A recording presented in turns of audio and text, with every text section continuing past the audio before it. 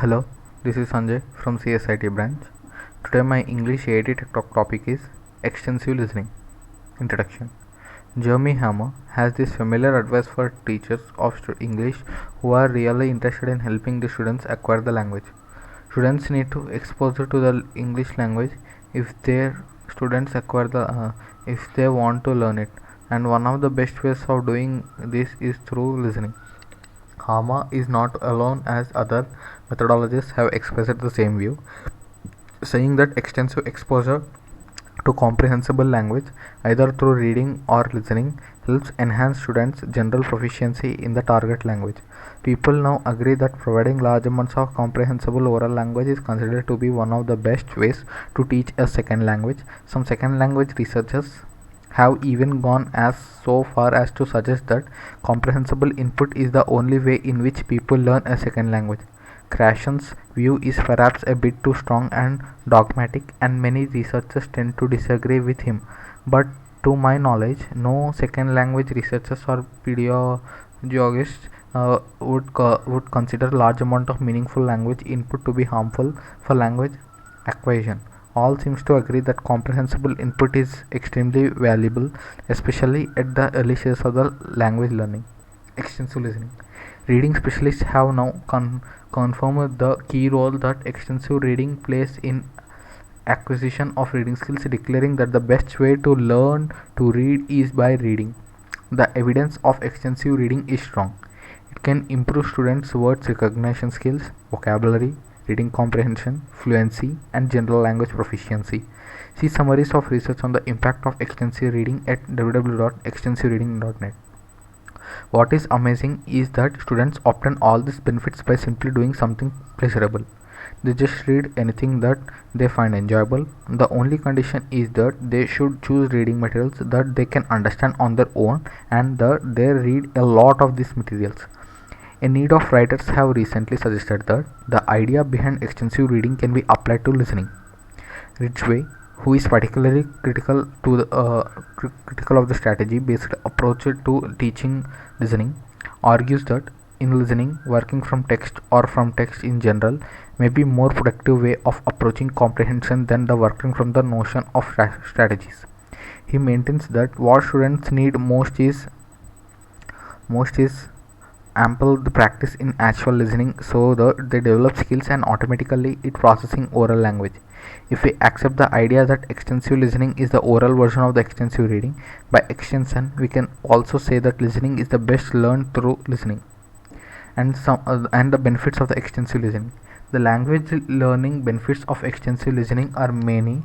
First and foremost is provider learns with a cognitive map, that is, a network of linguistic information from which learners can build up the necessary knowledge for using the language. Nation and Newton.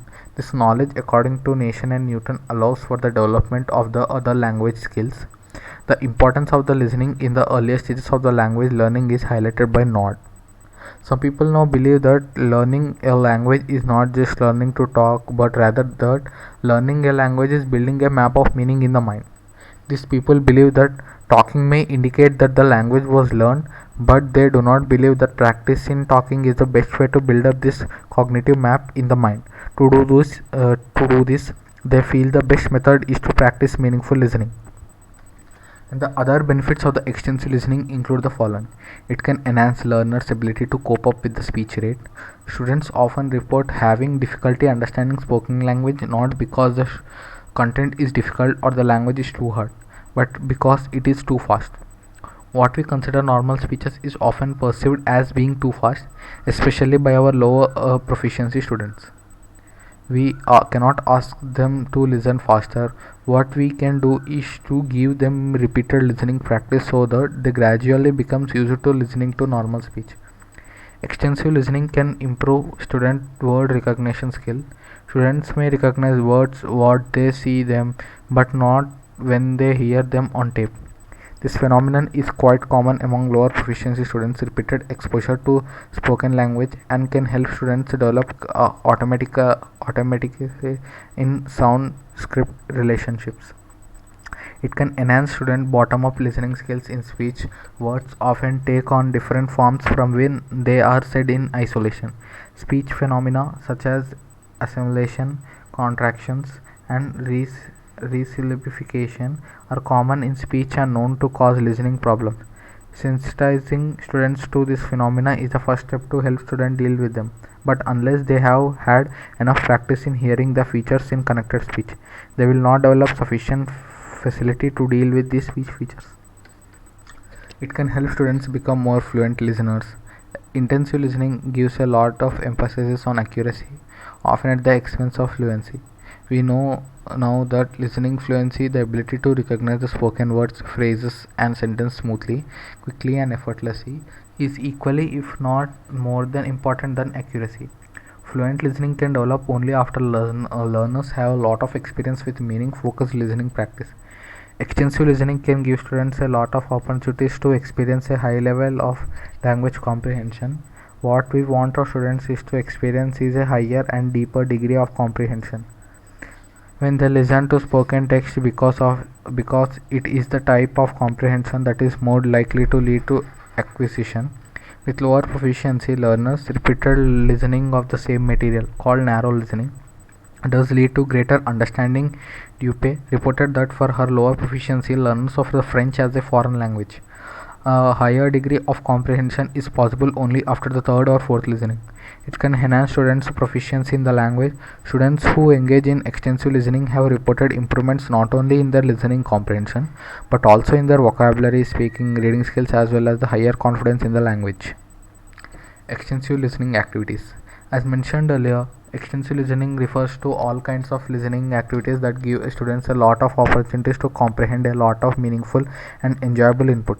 These activities can be either teacher directed dictations or read alouds or self directed listening for the pleasure that students can be outside the classroom. The key thing to remember is that our students get the opportunity to listen in quantity and have fun doing it. In this section, I will describe 3 activities that can do to give our students a lot of meaningful listening practice. First one is narrow listening. Narrow listening is an excellent way to provide our beginning level students with short, controversial language that focus on familiar content. Narrow listening, according to DUP, refers to the repeated listening of several brief tape recorded interviews of proficient speaker discussing a topic both familiar and interesting to the acquirers. Because the topics are familiar to the students and they can choose to listen to the tapes of the same topics as many times as they like, they are likely to receive a large amount of comprehensible oral input. Also, the students can proceed at their own pace and without the pressure of the testing. The following can be used to general guideline to carry out narrow listening activities. First one is materials. Identify a set of very familiar topics such as food, travel, music, sports, or leisure activities. Ask some 5 or 6 proficient speakers to talk about each topic using controversial language for 1 or 2 minutes and have this recorded. Multiple copies of this tape can be placed in the classroom for students to practice during the break, or in the library, or self-access center for students to practice during the free time. Procedures. Tell a student that focus of activity is on meaning, not on form. They should try to understand the speaker's ideas about the topics and concentrate too much on how to speaker express these ideas. Tell them that they should listen to the tapes as often as possible and that more listen, the greater their understanding will be. Tell them that they can choose to listen to the topics that are interesting to them. They do not have to listen to the topics that they do not find interesting. Tell them that initially they may find too difficult to listening different speakers who speak with different speaking rates, accents, and styles. After listening several times, they will become used to this. Tell them that they can do their listening practice at the time convenience during recess, during the library time, or any other free time. They can also borrow the tape to bring home so they can listen at the leisure time. Teacher read alouds or storytelling. Teacher read alouds can be valuable strategy for the improving students' listening skills. Reading experts suggest that the benefits of the teacher read alouds go beyond improving listening skills. Some of the most important language learning benefits of reading aloud by teachers include: it can improve students' vocabulary, it can build up students' background knowledge, it exposes students to different types of text genres, it models fluent reading and word pronunciation, it helps students develop more positive attitude towards language learning. There are many ways of conducting read alouds. The following can be used as a general guideline. The selection of the material should be meet the following criteria. The materials are highly interesting and appropriate for the age level of the students. The language is just right for the students' levels and for appropriate lengths.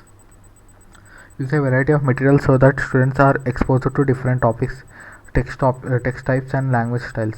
The speed of reading should not be too fast so that students can follow fully what is happening in the story. Use appropriate tone of voice, facial expression, gestures and props to make the story more exciting and more importantly comprehensible. Do interactive read alouds where the teachers pause the strategic points in the story. Engage the students in short collaborative meaning making dialogue. This type of reading is more engaging, appealing that when the students just listen to the story throughout the read aloud session. It is better to read aloud daily for 5 minutes or so than rarely and for longer period of time. And the conclusion. This chapter suggests the earlier that listening is the best learned through listening. One excellent way of providing our students with a lot of listening practice is through extensive listening, where students are encouraged to listen to a huge amount of interesting and comprehensible material. Extensive listening provides a lot of language learning benefits. It gives students just the right kind of language practice that allows them to develop a cognitive map of meaning upon which the other language skills can be built up. Repeated exposure to language through extensive listening also enhances students' ability to develop fast and automatic word recognition skill to increase their listening vocabulary, to better cope up with the fast speech rate, to comprehend language at a much deeper level, to develop facility in processing oral language features, and to process oral language more fluently and accurately.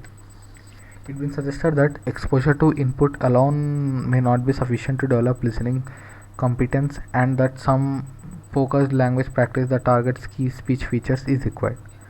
Field, for example, has suggested that listening teachers devote some instructional time in order to help students become more aware of speech features that often cause comprehension difficulties. I agree that sensing students to their problems and teaching them how to deal with this problem is indeed a very useful first step, and I submit that all good teachers should do this.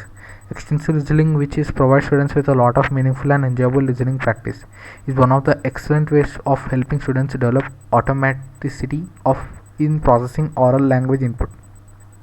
And these are some of the references of my tech talk extensive listening. Thank you.